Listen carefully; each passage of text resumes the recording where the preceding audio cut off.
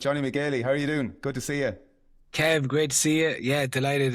Delighted. Thanks very much for having me on. I'm a bit tired. It's just after 6 a.m. here, so just out of the scratcher now, ready to go. Yeah, you're up bright and early, but that's the lifestyle in Sydney, isn't it? I was Hello. obviously there in 2023. It's you get up at 6 in the morning, you go down to the beach, and it'd be you kind of feel like you're late getting up when you see people finishing the runs and all that at that time. So that's just the lifestyle over there. 100%. Yeah, I remember your time here, Kev. You'd be first man down there, 6 a.m. in Coogee. Yeah. Yeah, budgie smugglers on into the sea, coffee in hand. Yeah, look, it's hard to beat.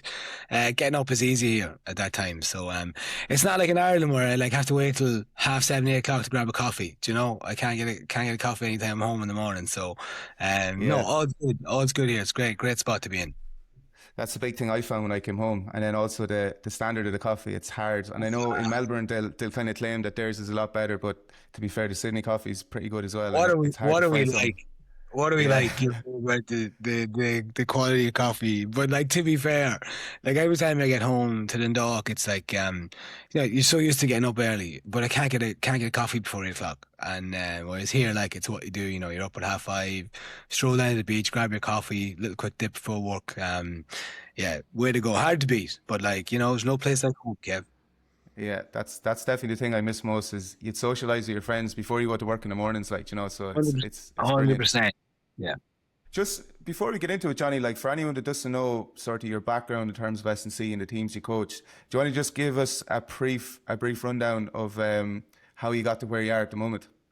Yeah, sure. So, yeah, I guess it started I finished in DKITs where I done my undergrad. I moved to Trinity to do a postgrad in exercise physiology. Still unsure the kind of the route that I wanted to go down. I knew whatever I was doing, it would have to be tied into sport. And then it was from there I actually got into some GPS work, and then was working with Leinster Rugby and Galway at the time. And I to be fair, I remember meeting Jason Cowman, who's now head of the FAI. I was like, I want to do what he's doing. This is class. This is my this is right up my alley. So I ended up going to Edinburgh for my masters in strength and conditioning back in 2011. And from there, yeah, very, very lucky. I started out with Loud GAA uh, for a couple of years with the senior team, then took over of the under 21 team as a coach and also as S&C. And then from there, I was very lucky. I moved to Munster Rugby and I worked in the academy. And that's probably where I got a real learning of like, starting out as a young professional athlete, what they have to go through and how we were getting them, trying to get just professional contracts or trying to stay within the system or get a contract elsewhere. And I work with some like brilliant mentors down there. I'd have to name like Joe McGinley and Gordon Brett, who are excellent. Adam Sheehan still there. And then from Munster, I would have worked with some GA teams and rugby teams in the AL, Cork Constitution, and I was at Kanturk for 2 years, and then I made the jump to get out of Ireland because it's quite hard. It's quite hard to stay within the system and stay in pro sport in Ireland. Obviously, we don't have that many options. And I've always kind of had an itch to scratch. I'd visited Sydney and Melbourne a couple of years previous to coming over, and I'd spent time with Carlton and some rugby teams here, and I went to New Zealand. I was like, I just had the itch to come over and try and get back in. So I came to Sydney, and I eventually landed a role post COVID with the Sydney Kings as an assistant SC and manager. So it was a dual role, and Yeah. from there then I've assisted a couple of like really good AIL level rugby teams. It be called the Shoot Shield here. It's a fantastic competition. We have a lot of young Irish guys who come here actually and play. And right now, then I made the transition over to Huddle, where I am a solution consultant and I head up their athlete performance in APAC. So kind of like Australia, New Zealand, Japan, predominantly working with ADI, which I have more about, and their GPS software. So yeah, I've made the shift because it's kind of as you know, Kev, like strength and conditioning, it's a passion, but it's pretty difficult to get into that like top percent bracket where you have a long term role. You're moving around quite a lot, and I guess with the new one having arrived, I needed some bit more stability. So this job really allows me to still work with like a lot of professional elite level teams and have conversations with these coaches while also giving me a kind of a 9 to 5 Monday to Yeah. Friday feel, and keep a bit of GA going on in the evenings. Yeah, there's a lot to be said for that. And yeah, we'll dive into all that. First, like I was doing a bit of research there just before we jumped on. Were you involved in Joe Schmidt's, like you mentioned you were involved with Stat Sports a bit originally. Joe Schmidt's first preseason with Leinster then. Do you remember, were you in there much? Yeah, I that would have been my first taste of what a professional setup was like, and I was actually there on his first day. Right. Squad now. I want to say that was 2010 or 2011. But yeah, I ended up being there for his first day, and Joe, very much, that New Zealand way, like came in, shook everybody's hand. Like I was just this um, I was doing a bit of GPS. I didn't know anybody. You kind of starstruck by the O'Driscolls and the Seawise around the place. And Mm. he's, "Oh, who are you? What's your name? What are you doing here? You're very welcome." And like definitely made me feel at home while I was probably learning my trade. In a space that was like so new to a lot of people at the time. So yeah, I spent the preseason with them. Super interested to see him walking the sideline, and Mm. his persona is like, yeah, he was amazing. Yeah, and then like you kind of mentioned some of the teams you were involved with. Like at one stage you were involved with four teams at the same time, so it was um it was a pretty hectic schedule for you. I suppose you were just trying to throw yourself in at the deep end and get as much experience as you could at that stage, were you? Yeah, absolutely, Kev. Like you come out of your studies, or whether that's like a master's, or you're involved with Satanta, and really like absolutely nothing about how to operate, manage, implement systems, return to play, implement GPS and stuff. So like I was like saying yes to everything. I was burning kilometers on a Peugeot 307. I think I got nearly 400,000 kilometers in the car at the Yeah. time. But yeah, it was kind of like throw myself in the deep end. You're networking as well. I learned a lot at that time, probably from about 24 to 27, 28, working across different codes, making lots of mistakes, absolutely. But I had lots of success along the way, which was great. And there's a lot of professional and personal development in saying yes to those things. And I think we've also though looked at that as kind of a badge of honor. I'm with 4 or 5 teams when really you're Mm. absolutely exhausted. You're probably not coaching to the level or standard you hope you're coaching to, and providing those teams or clubs with with a proper like return on their investment in you. So lots of learnings. Like I'm sure young S&Cs will it's familiar to them, but it kind of feels like, yeah, you need to do it. You need to say yes to everything. Like you want to throw yourself in the deep end. And I was very lucky. Like I said, I had some great mentors who would have like really helped me out with how to manage my time and that was a big learning factor. But yeah, I was all over the country.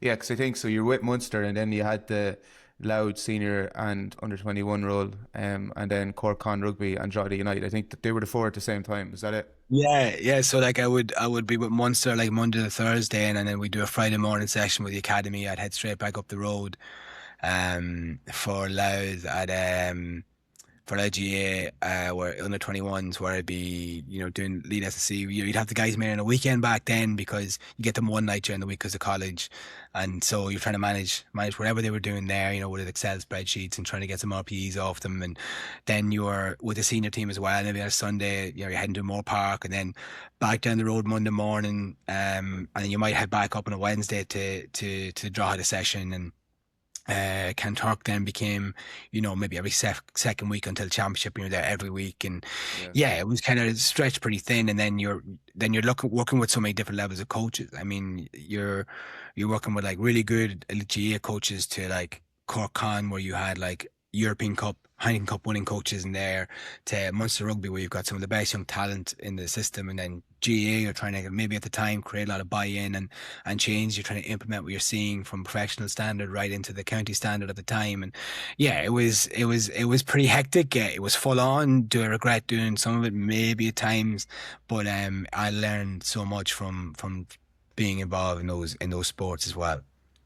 Yeah, and like, do you feel like the industry in Ireland is it? There's probably a limited enough sort of number of jobs that you can actually get if you want to work in elite sport. Like, is it kind of a small enough market? Yeah, absolutely. Like small world. It's very easy to be like, I don't know. I feel like S&Cs, we're great at talking about other S&Cs, and like it can be so unfair.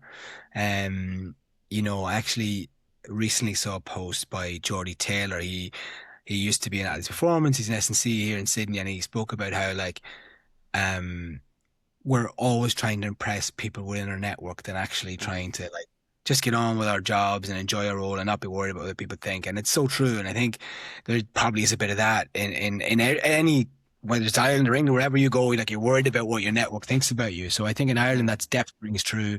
It's really hard to stay within the system when you get out. So if you think about it, we've got four provinces. Like how many jobs are actually there for a strength and conditioning coach, sports scientist? You go down like, are the elite level GA teams hiring full time? Maybe, maybe not. So you're trying to create the work there. So you have to then get the second or third job. And then if you look at the League of Ireland, like maybe five, six teams are actually able to manage professionals, depending on like, are we getting into Europe this year? There's so many different layers mm. of that. And that's why we see so many coaches, shuffling over to online or mentoring or, other ways to bridge the gap of income. And so it is difficult. And don't get me wrong, I came to Sydney thinking with the experience I had behind me, but like this country is way ahead in so many factors of S&C, and like they're producing incredible coaches. And in saying that, we have some amazing Irish coaches down here doing great work. You've got Shane Lahan is leading the Swans. Mm. You've a couple of guys involved with Australian rugby. Like, yeah, it's really difficult in Ireland. It's difficult to stay within the system when you get out, but I think it's great to get out. I think like when I finished up at Munster, one thing I remember Nick Winkelman, who would have been my boss at the time, I kind of said, Mm. go away, learn other systems, work with other teams and coaches, and then bring that back here and make us better. And like, I would love to be able to do that one day. But yeah, I think it's true. I think it's important to go and learn from other sports and other systems and see how they operate, and how then you can provide that value if you do come back and want to get in the Irish system again in whatever context or sport that may be. Yeah, I wanted to ask you about that. Like, so say for a younger coach who wants to make it in elite sport, is that what you'd sort of advise them, is to go abroad if they have to get the experience, try different sports? I think so. I think so. Like interns I might have had in Munster at the time, like I know some of them realized the opportunities were slim, and so when opportunities present themselves across the water, they went. And I think Mm, some are lead programs in like cricket now and rugby union and leading academies. And I think, yeah, definitely, if the opportunity presents itself, what harm is it? It's an investment in yourself. I think in Ireland now, if I was starting out again, like I would do a lot of things differently. I would get a mentor very early and lock in, and I would try and find my niche that I want to excel in, and then build around everything else. I've probably learned that the hard way throughout my career. I probably felt like I was a bit of a jack of all trades rather than a real master of one. mm, So yeah, I think for young S&Cs, like, absolutely, get qualified, get your ASCA or UKSCA, like and network there, but like get on a gym floor. Like I think if you're just getting your certificate or your degree, and then you're starting an online page where you like you've no actual gym experience and you're designing programs like that's I question that. I question like that. Like they want to like get ahead or whatever, but I think go and like get as much experience on the floor, face to face, travel with teams and stuff. I think that's where the real value lies, is in getting the experience. Like I said, like I worked four jobs at once. I'm sure Kev, you've been in that boat. Like when you're coaching, like you want to say this to mm. everybody because you want to put your name out there, but you also want to get the experience of work with different teams. And so yeah, it's tough bridge the gap given the like the costs involved, but I think if you it's a good thing to do to develop your career. Yeah. And say when you moved to Australia, then I think it was 2019 when you went. When you're coming, you would have had decent experience, but at the same time, it's a completely new country, new culture. They don't know who you are from Adam. Was it hard to get a breakthrough then when you moved to Australia to actually get a Yeah. role? Yeah, and look, I had a small network here. I thought it would be a case of like, I've got a good reference. I've worked for a world-renowned rugby club. I've worked in GAA circles. I've got some nice references. Like that's what I was coming here with. And like, yeah, you and the thousand others, buddy. Like, Yeah. it's like, it's a great place to come and learn and figure out like how good a coach you are, because you will be tested in Australia. So it was difficult to get in. I actually ended up like just PTing for a while. And then I would go and visit teams, and like, I would go down to Melbourne and I visited the Rebels at the time, or I visited Carlton, or I was in with the Swans a few times. They would run education nights for local S&Cs, which was great. We had a couple of Irish guys in Right. there running that. Kilgallen was running that, and so a few of us were able to go in, and like the physio would be presenting on like return to play ACL stuff. So it was nice. It was really cool. You could go in, and that was because you had a good network. And so then, but as soon as the job was coming up, you were hoping to get in, and so it was Mm. pretty difficult. And then so yeah, networking was huge, and then you're trying to build up show that your background, or like you've been out of it for over a year, like how can you come in here and make a difference. So it was challenging. Yeah, absolutely was. It was challenging. Go with it then, that like nobody was getting in anywhere. You weren't even allowed to visit teams. Like, it was so Yeah. difficult. I had another year to it. Yeah. Just on the visiting teams, like I'm just saying, what's it actually like? Like, do you just get onto the club and you ask them, "Can I come in?" Are you just shadowing the S&C? Then are they sort of reluctant if they don't know you? What does that actually look like? Yeah, like I would have been very brass very early, but like, how can I get this guy's email number, or like whoever was leading the program, reach out. I would just give him a bit of my background. Is I'd love to come in and just see what you're doing. I'm at this stage of my career. So when I was young, I would just go everywhere and go in. Yeah. Now over here, it's done really, really well. Like, if I remember, I was visiting a couple of years ago, I was visiting the Giants while I was at Munster, and they had like, perfect. We'd love to have you come in, but you've got to present on something for us. So like, come and present on what you're doing with the academy. So perfect. So I spent three Right. days with Giants, and I'd spend one day with this department, one day with this department, one day with this department, while all been like very welcomed by the athletes and the coaches, even though I was just a visitor. And it happens all the time, right? So again, lots of visitors coming from all around the world in their off seasons, wanting to see what the AFL are doing, and like, the elite clubs are Mm. doing, because you got such great performance coaches here, analysts here. And so that was brilliant. Like, they had 3 days, had a schedule, I had lunch and everything. It was awesome. And I was learning loads, and I was trying to present to them, to these guys, and like what I do in the academy, and try and Mm. make it like link into how it might work for their young athletes. So very different scopes there, but it was really good. Whereas like other times you might like have a network here, like, hey, can I, you might shoot me a text, hey, can I call in? And they were like, this isn't a good time, like wait till this time. And so some coaches are great, but like some coaches get asked a lot, and like Mm. Kev, you probably were gone, but when the Sydney Swans opened their brand new facility, like everyone's probably trying to get in there all the time to visit here, and it must be tough for an Irish coach who's wants to say yes to everybody, but the schedule may not Yeah. allow. Yeah, the Aussies are actually really welcoming and great at like showing and sharing. I think Yeah. they're the best at it. That's interesting that they're kind of thinking, right, what can we learn from you as well? Do you know, there's always stuff you can learn even from someone who you may not know or who may not have the same experience built up. Yeah, 100%. Yeah. And like, I know other coaches who visited, who would have been at a much higher level than me, much smarter than me, who've gone and like maybe presented on like return to play around like, some acute groin pain, or that, to like, guys who are in the professional game for like maybe 20 years. And because, the Aussies, to be fair, like they're always looking to learn, bridge gaps. Like, where can we learn from other teams? Like, there's definitely, as much as I think they're at the very top end of the spectrum in like performance and S&C, and how they deliver the programs, like, yeah, they're great at like learning and welcoming people in. Yeah. This is going to be a very broad question, but like, you've worked across GA, rugby, basketball, soccer. Is there massive differences in terms of S&C and how players approach it, or how teams actually run S&C programs? I know you've done it over, a number of years, over a decade, probably 15 years at this stage. So, the S&C has advanced a lot in that time as well. But is there a huge difference when you go between the sports? 100%. Like, like God, 15, yeah, probably 15 years now. Like, so like, I guess the shift from kind of, maybe from a GA standpoint, they've shifted from kind of like a generic gym work to like more individualized, data informed programming. So like, most of the counties are now like professional level, right? Like, and Mm. maybe club is a lot of clubs locally, are probably at some intercounty level as well, but a lot of clubs are still catching up. So the technology is really that we're using that is probably advanced is only as good as the practitioner using it. And like, I think that resonate strongly with your audience, where maybe like, staff and resources like are very, very enormously. But look, principles are the same in many strength and conditioning, roads that I've seen or been around. Like, the goal is always to make your best players available for games, Yeah. right? So what I've learned across the time and seeing it in different codes, whether that's rugby, basketball, GAA, soccer, is that like having systems in place is so important, and how you implement them will take a lot of time.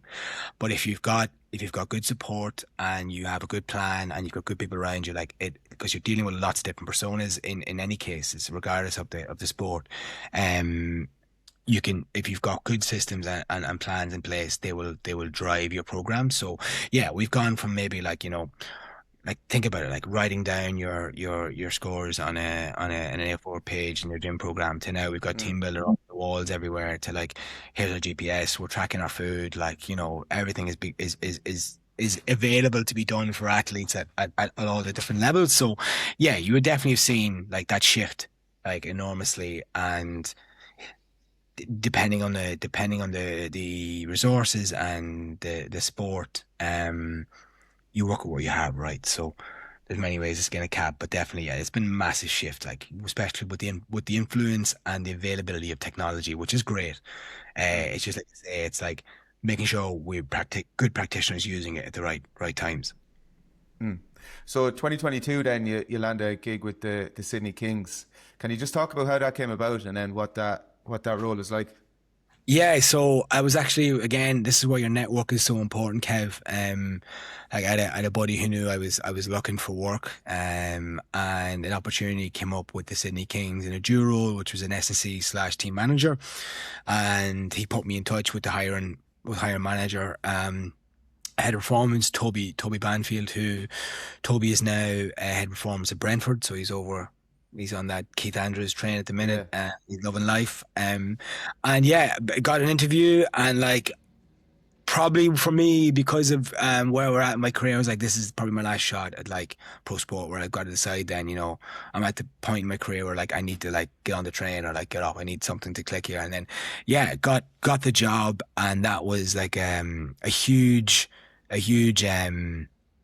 eye opener for me working in professional basketball, because to be honest, the game here now, having been in the system, in the game in Australia, it's massive. It's a growing sport. The quality of basketball in the league is outstanding. I believe it's probably just outside the NBA, one or two of the best leagues outside the NBA.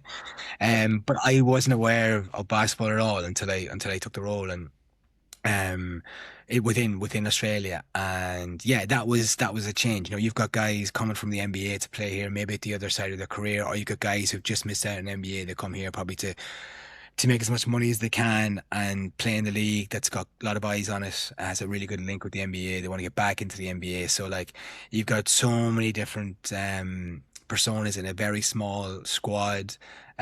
You're dealing with coaches from the States, like very different culturally, and how you're managing things. And it was a new sport to me. So like, even from like a simple thing, program design, like how much we're going to put in or dose everything throughout the weeks of the season. Mm. And then I was traveling. So I was traveling with the team. We're all around Australia, New Zealand, as well. So you factor those things. So yeah, it was a hell of an experience. And one thing I learned there is that, essentially, and it applies to most sports, the very best players are going to win you the games. Talent really does get treated differently in basketball, over say like, GA. We really are big advocates of the best workers, the best athletes. But ultimately, you find in basketball, talent wins the games. Yeah. So it was a huge eye opener. And like, how do you kind of change? Say when you're talking there about lads who would have been in the NBA, the American influence there as well. How do you change your actual just coaching compared to your with a GA team or your with young lads in Munster rugby? How are you different with your interpersonal skills when you're with those basketball players? 100%. It goes back to like what I learned here was like having good systems in place. So Toby would have built, he'd spent at this stage maybe 3 years or building a real high performance program, like really good systems in place around like, you know, our scheduling, simple stuff around like where we put the gym, how we travel, what we need for the Mm. players. Like, and my role, I was the assistant S&C, but I was also a team manager. So I had a bit of admin to do as well. So I needed to build relationships with all these guys, because I constantly needed to get stuff from them. And so a guy from Dundalk or, Tremiskin, County Louth coming to Sydney to tell, you know, a couple of guys from Chicago have just been in the NBA for a couple of years, millions made, that, hey, send me on your details now. Like, Yeah. you had to find a way to connect with them. And so, like, connecting with the basketball players was a challenge, and connecting with their personas, because at the end of the day, basketball, like, a lot of them rely heavily, or it's pushed heavily. What are their stats? So it's kind of a very it can be a very selfish sport. It can be very like, one out kind of basketball style, like personas, like they're trying to get somewhere else. It's not about just dragging the team to a championship. They're trying to get their next contract or back to the NBA. So Mm. you're dealing with guys who maybe have that stress, or like they're away from their families for 8 or 9 months. Like, it's just them here in Sydney with you. And like, listen, there's no better place to be in the world, like, as a professional athlete. But yeah, you've got to then find ways to build connections. I believe probably my strongest suit is building those relationships with any athlete or player I've worked with, is leaning on those interpersonal skills. And like, again, you just can't take yourself too seriously sometimes. So it was definitely, I had to kind of lean back a little bit from, like, they say we do things on time, all this, like, you had to build trust as well. It was definitely challenging at times.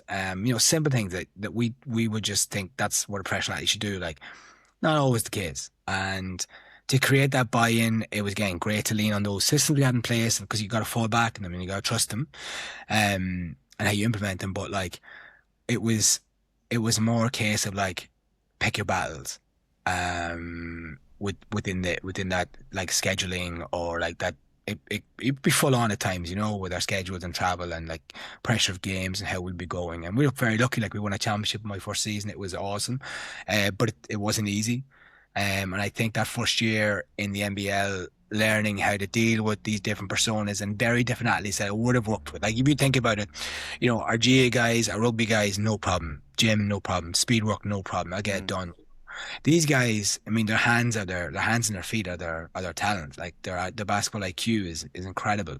Like, I had no appreciation for the skill level these guys had, and how they win games, and like the plays they need to run, and like, but then you're trying to show them how, if we can, get them maximize the most of them physically, how it's going to help them and transfer onto the court. And sometimes they just want to be on the court with the ball, and that is like, Mm. as a challenge, you just got to factor that in. So yeah, the key thing was building relationships with them for early from the start, and that got me a lot of buy-in as the seasons went on. Mm. And like, people find it interesting. So these athletes, obviously, if they played in the NBA, they're elite of the elite. They're in the top probably 0.1% in terms of athleticism in the world. And is a lot of that just genetics then? Do they just don't buy into the S&C side of things, or? Like, don't get me wrong. Like, we had a great SC program. The players that were there before me, like, they understood Toby's systems, and like, there is a lot of high turnover. And so how it works is you get 3 imports per team, so they can get 3 players, mainly from the NBA or America, to come and play in your team. The rest have to be local, so that's be New Zealand or Australian. So there was a couple of players who've been around the system for like 3 or 4 years at a time. But then, yeah, when you rotate your imports, they usually come and they do a year, maybe 2, depending on the team or the club, money involved.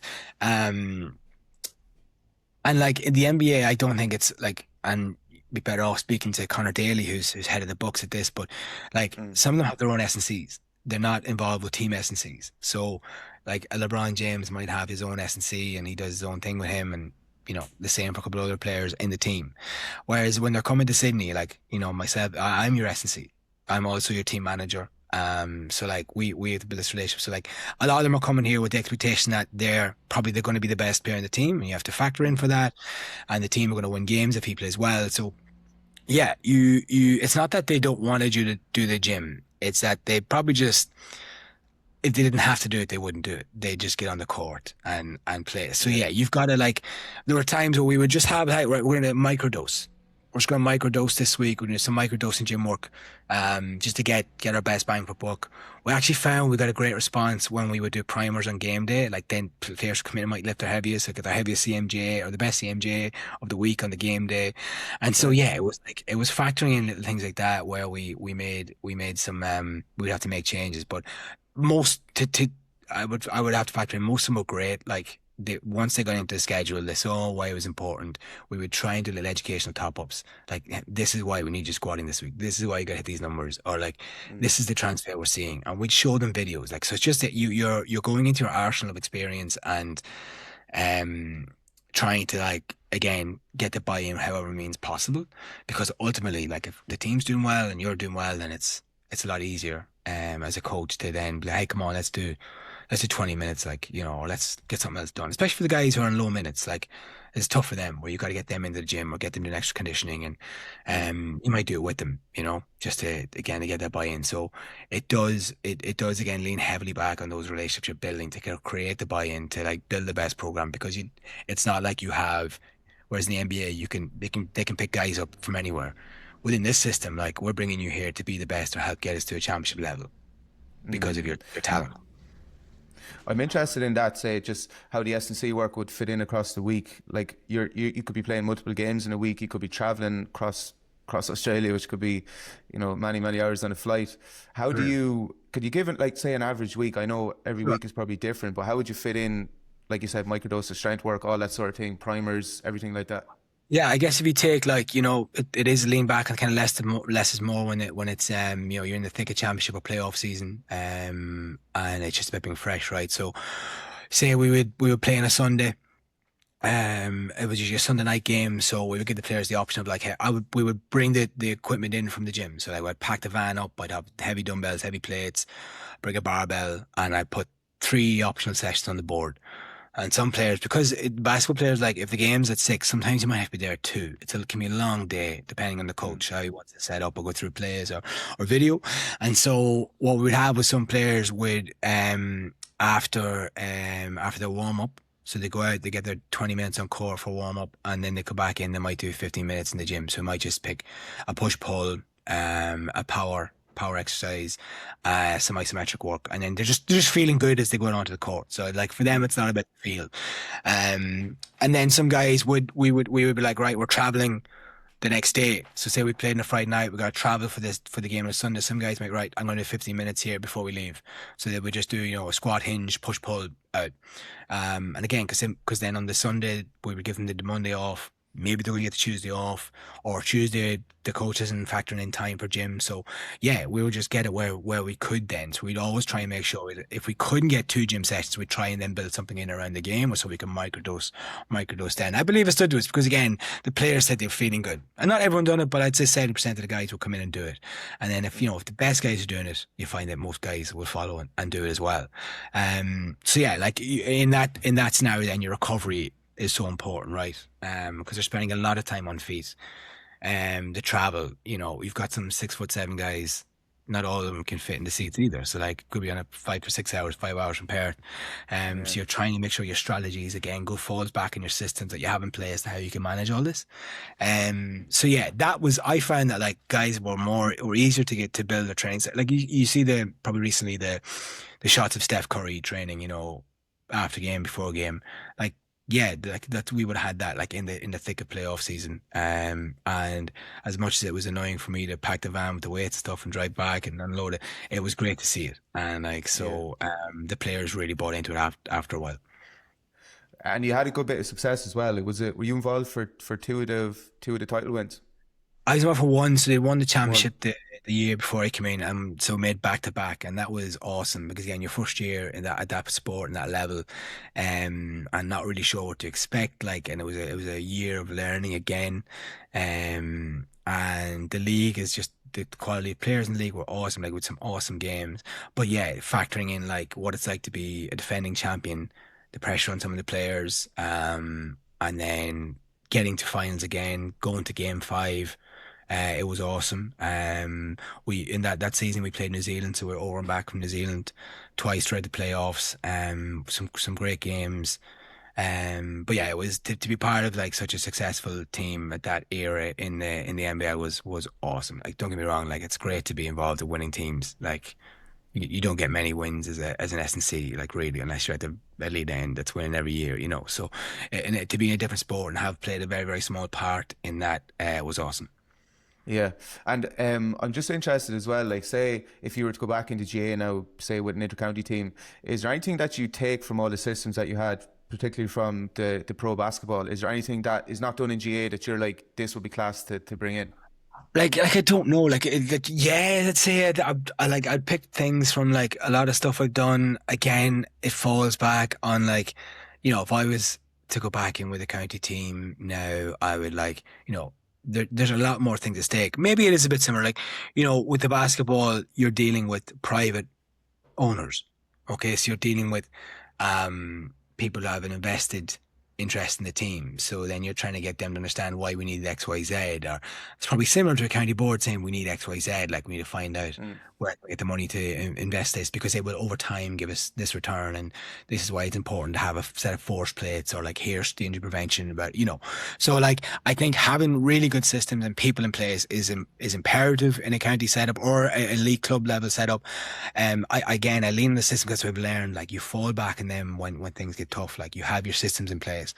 I think the trust is hugely important with the head coach and your head performance. Not always the case. If one was employed by the club and the other as well Mm. separately, that can be challenging. So again, you lean on your relationships and your trust and your experience. That hey, I've done this. I've been successful here. Let's try this here.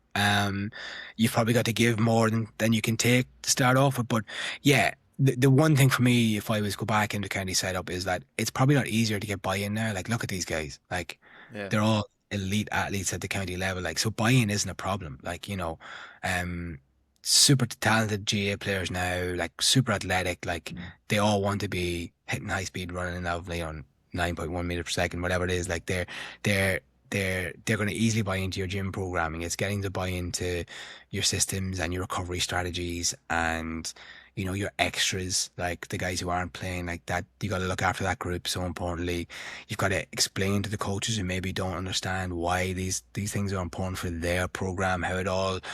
It's all about the bigger picture. I think like I probably when I was coaching early, I wasn't looking at the bigger picture. I wasn't looking at like the context of where we're trying to get to. It was all about the now and the immediate success. So definitely that's those learnings I would definitely take back with me. Just want to touch on Clan Gael as well. How many years have you been involved with them now? Is it probably four? Planning Gael Sydney, 4 years. Yeah, came back to play Yeah. maybe a bit of years and ended up coaching team now 4 years. This is my last year, so anyone that's involved, this is definitely my last year. I can't keep going, but we've a great team. It's a great club. Like yourself, Kevin. Like some great people involved over here in Sydney. I love it. My 2 evenings a week and a Sunday. Like that's my love for coaching. That's where I get my bite, my bites now. So yeah, 4 years here at Clan. And when you were here, for anyone who doesn't know, Kevin had some awful calf injuries. He didn't like the AstroTurf. It was things your calf. You had awful injuries with your hand. Yeah. You were too fast, Kev. That was the problem. It's just poor S&C we were getting. We weren't given Oh, the sorry. proper Good thing I work wasn't doing that to either. handle. Yeah. Yeah. But no, Clan's been great. Like the GAA here in Sydney, like it's been thriving for years, and like the level of athletes that have been coming out and playing, level of football is class. Like it's a quality league away from home.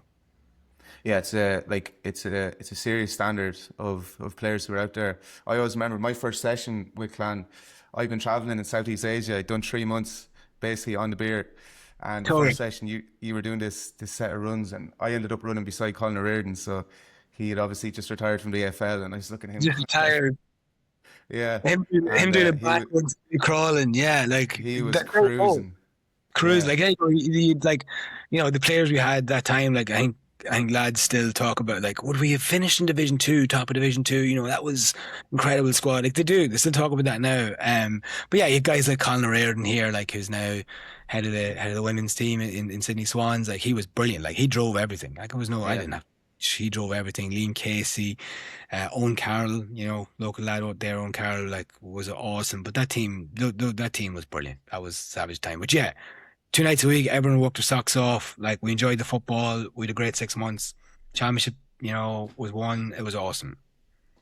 And like I remember to be certain sessions, we could have like 80 lads of training, and you're nearly running the whole session. You might have one coach helping you. Some nights you had done the whole thing on your own.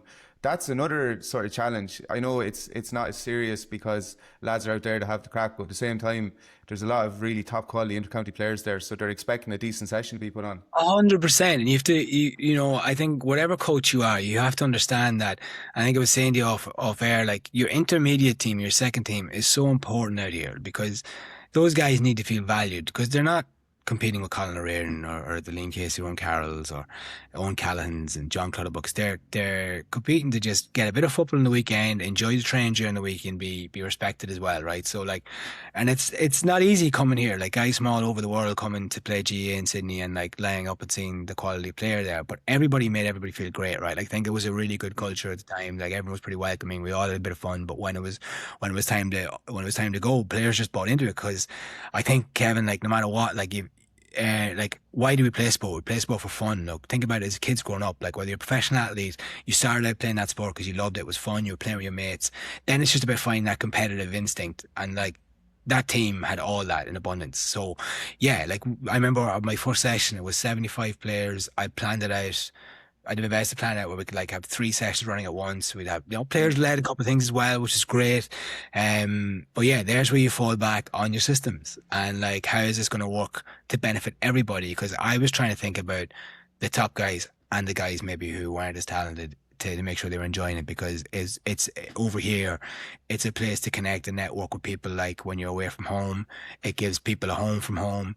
And I was conscious of that there you go. I can go back to the bigger picture now that actually, right, we need to win a championship. Like it was about the bigger picture and I still try and instill that now. And I enjoy it. And like I say, like you said, like the quality, like we have intercounty players all over Sydney, like, and they're coming because they enjoy the football.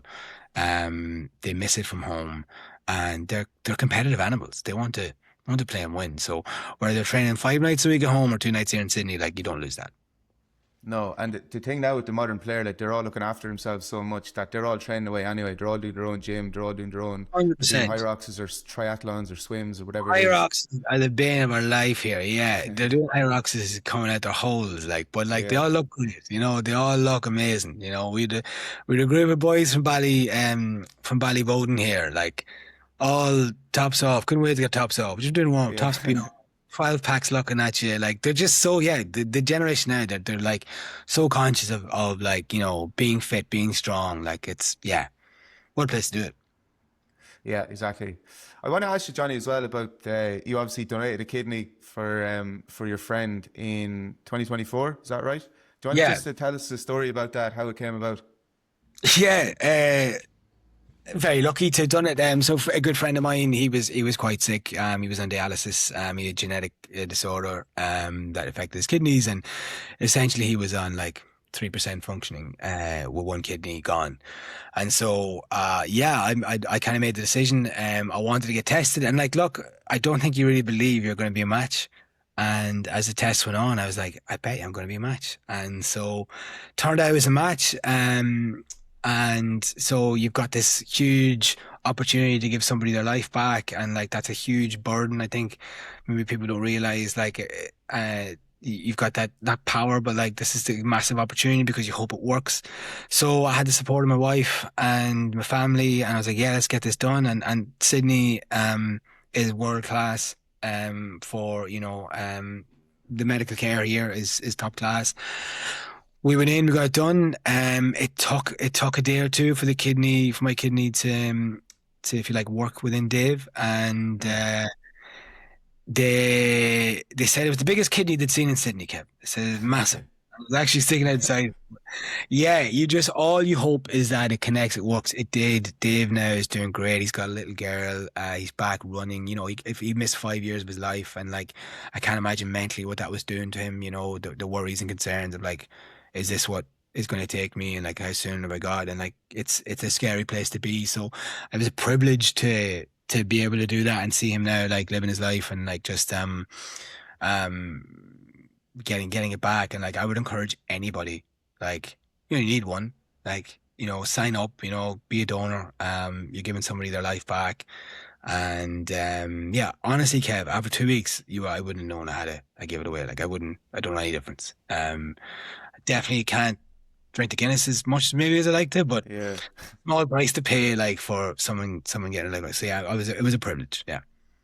Yeah, look, it's an incredible thing to do, and just for the background, like, so his dad and his brother weren't matches, so you went and got tested then just to check, and then all of a sudden you're like, right, I guess we're doing this Yeah. then. So So it must be a mentally a difficult thing. It's not difficult, but you know what I mean. It's a lot to kind of think about. Oh, 100%. Like, we didn't have our little girl at the time. And like, myself and Anna, we just got married and it was kind of like, I just wanted to give him a lift.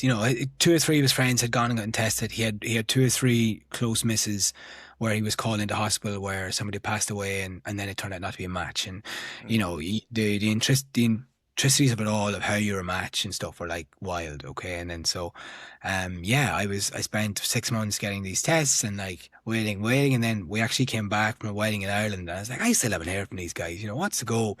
So I rang them up in January, like, oh yeah, you're a match. Good to go. I was like, when can you do it? I was like, what? So like when you think you're a match, it's one thing, but when you hear your confirmation you're a match, yeah, don't get me wrong. It was scary at the start, but honestly, the care over here is unbelievable.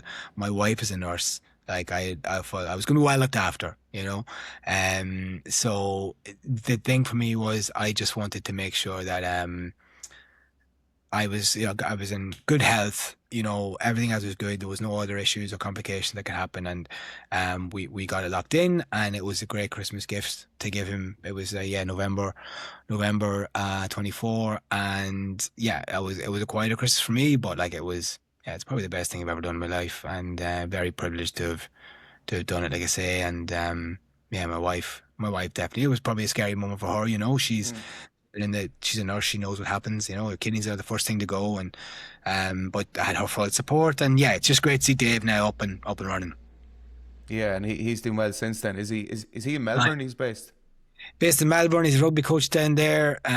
He's back running. I think he's looking to play for the Irish or Australian kidney team. There's like a donor team you can play for. Amazing. Yeah, it's amazing. Like he just, simple things he couldn't do. He couldn't even go for a run. He could barely walk. He was to try and keep fit. He would referee kids underage games just to get about and get out. And yeah, it was a difficult time for him and his family. But yeah, right now he's actually in Paris at the minute. He's on a trip home and he's in Paris with his girl, and his wife. So he's having a great time. Yeah, it's just it's an incredible thing to do for a friend as well. I was reading then you got some meshes off some big names before the Hi, surgery. yeah. So like Dave's a big rugby fan, and so I again lead on my rugby network. We got a great message from Ronan O'Gara and Sonny Bill Williams and Quade Cooper, and so I got those messages, and it was literally the night before we were going for surgery. So it's probably the height of your nerves, and yeah, I must share those messages, Kev. But O'Gara sent this one. I think he might have been a few pints deep, but fair play to him.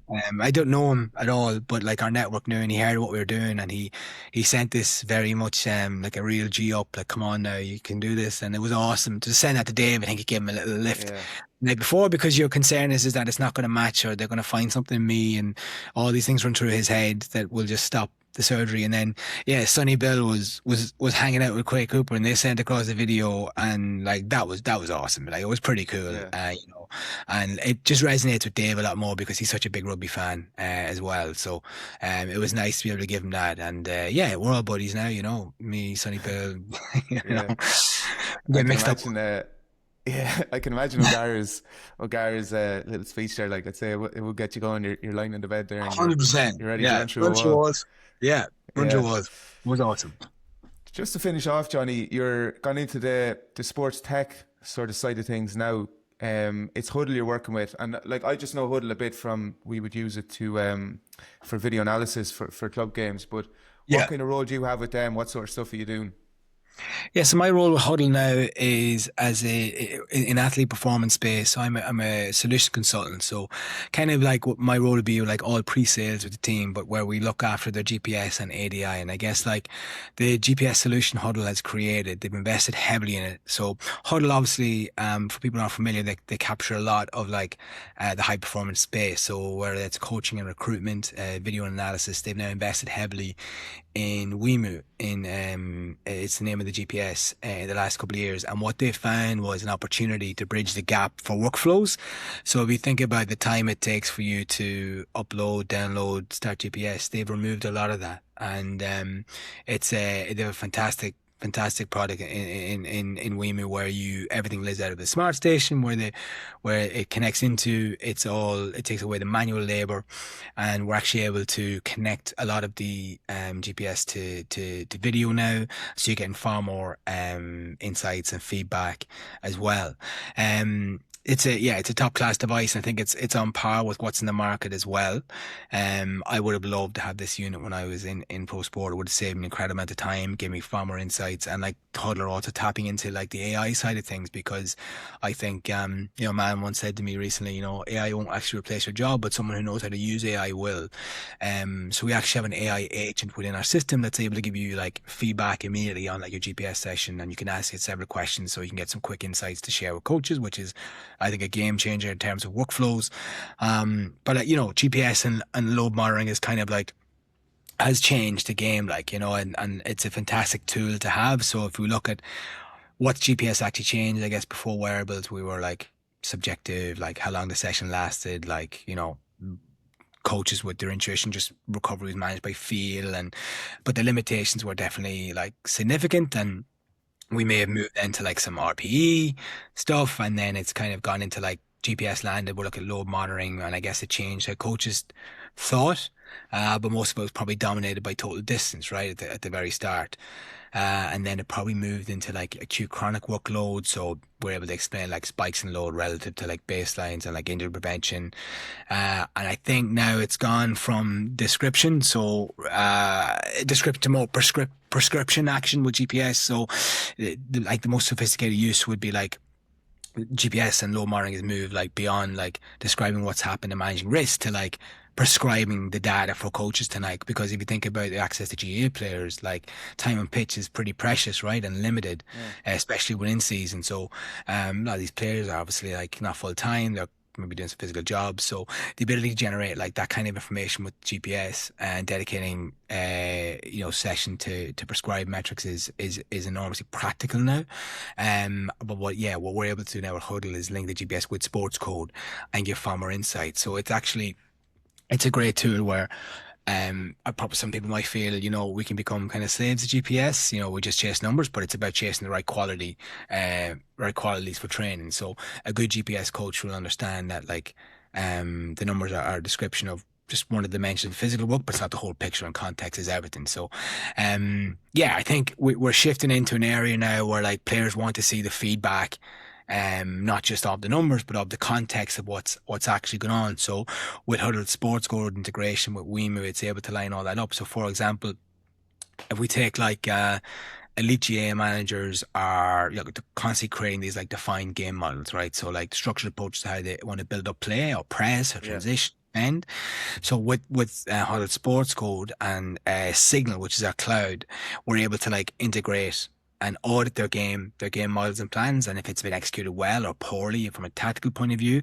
So if we look at a game model that requires, a really high press, and sustain high work rates over short periods and bursts in a match, the GPS will show us that the pressing player sprint counts are declining maybe in the second half or at certain periods of the game. And so a coach will have an evidence-based approach, have a conversation about the physical preparation, but also maybe a rotation strategy or other tactical changes they can make, because it's actually Huddle is bringing all the departments together. So from analysis to performance to coaching. So it'll also provide players with far more contextualized feedback. So it's been a brilliant space to work in with just the GPS and ADI. Yeah, and just to dig into ADI a bit, so to explain what it stands for. ADI is the Athlete Data Innovations. Yeah, a bit of background would be on ADI.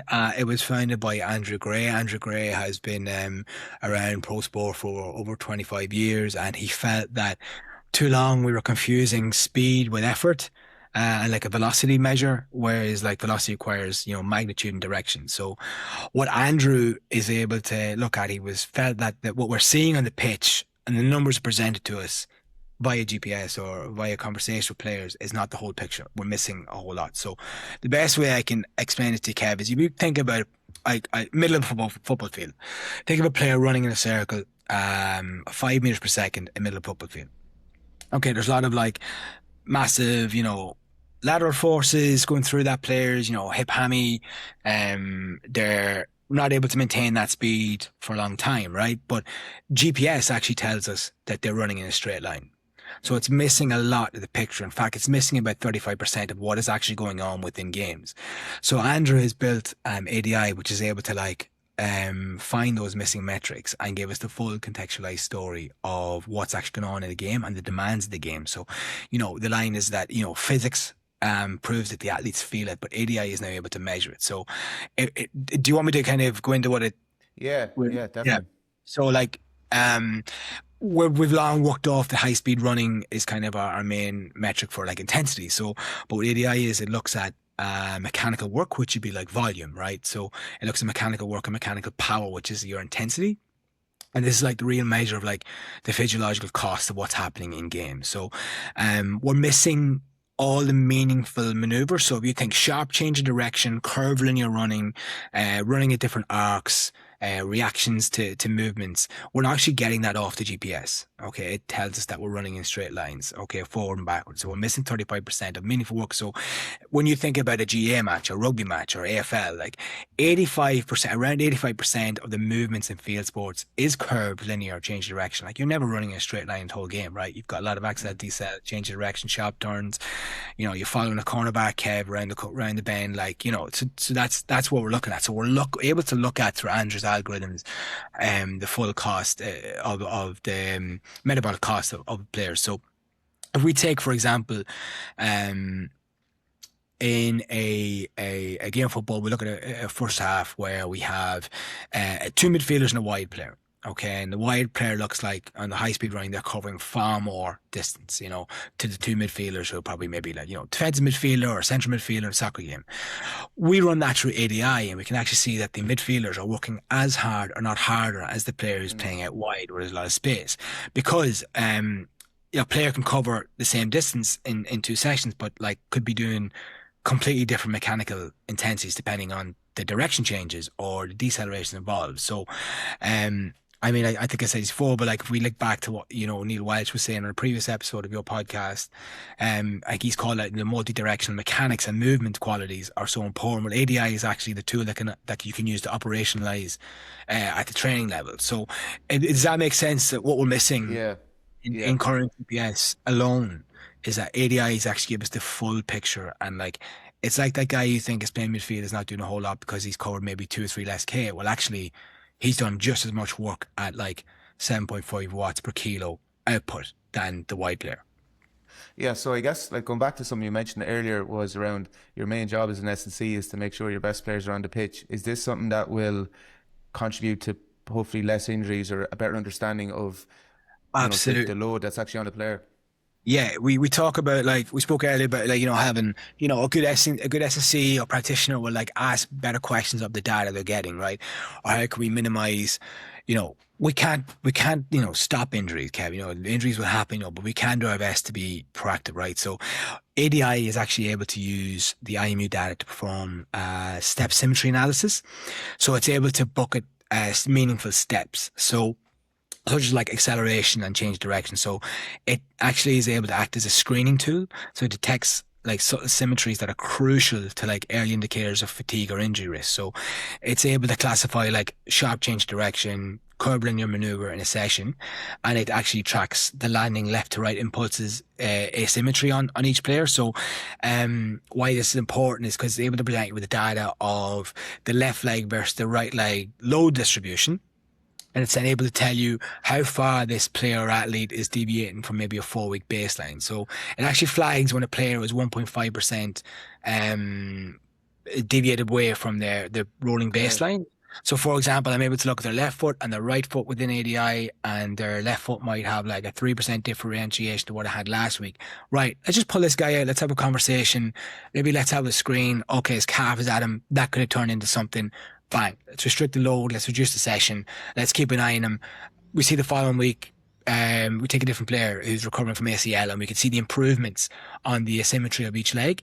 That's a huge tool to have in your arsenal, especially from return to play or rehabilitation. So I think it'll have a massive impact on that. And I think if we look at what the research tells us in GAA, like, you know, a lot of non-contact ACL work is concentrated 2 moments. That's the like sidestep cut and deceleration to contact. And that's where we get a lot of ACL injuries in GAA.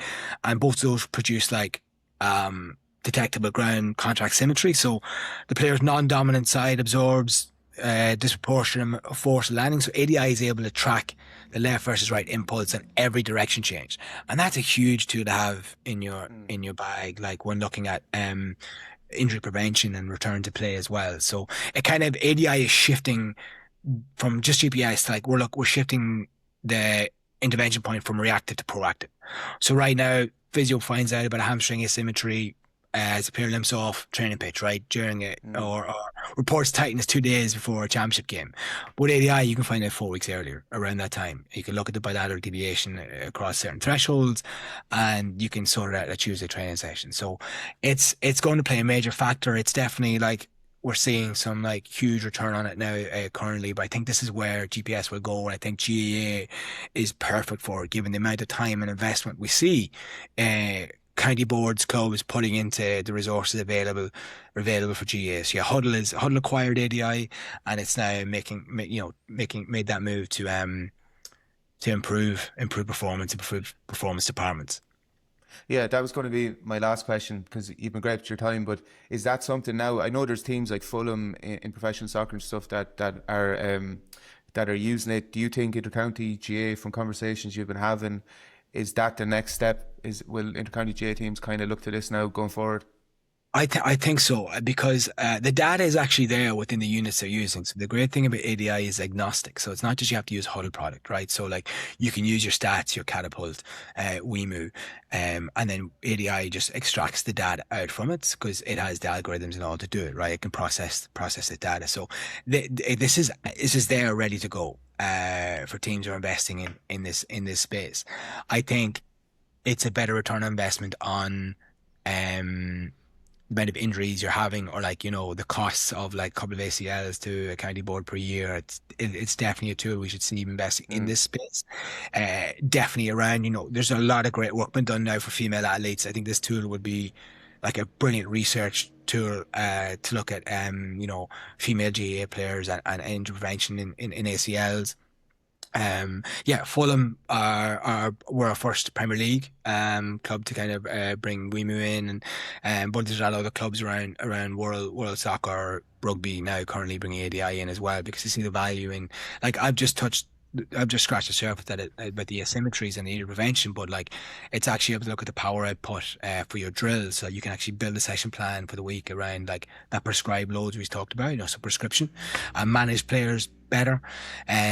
We can now actually link it to video footage as well, right? So we're just getting far more context. And I think from a GA standpoint, Kev, like there are some fantastic coaches, like really brilliant coaches who I would listen to, that are working within the GA, that are working within the academics space and cover GA, or like, you know, you think of the people that are working with you're working with now in Satanta or learning off, like brilliant practitioners, and this is just right up their alley. Like Irish, we have amazing coaches within the Irish system in GAA across the board, and I think the more tools we can give them, the better it is for players, the better it is for the game. So yeah, I would see this as a scope for teams to get involved in the next few years. Absolutely. Yeah, no, it sounds really interesting. It's probably nice to be on the cutting edge of that as well. You're right at the forefront of it and introducing the clubs and all that. So I'd say it's a really interesting kind of time to be involved with it. But listen, Jonny, that was brilliant, mate. Thanks very much for giving us your time today. I'll let you go there and get yourself a coffee and enjoy the Sydney sunshine. Well, it's actually raining here at the minute, Kev. Would Is you it? believe? Yeah, but I still good. No, thanks so much, Kev. Love the work you're doing, man. I think it's great what you're putting out there. Love your content, and you're doing a great service to S&C. So no, thank you for your time. Love to chat. We'll have to do it again. Legend. Thanks a million. Thanks, Kev.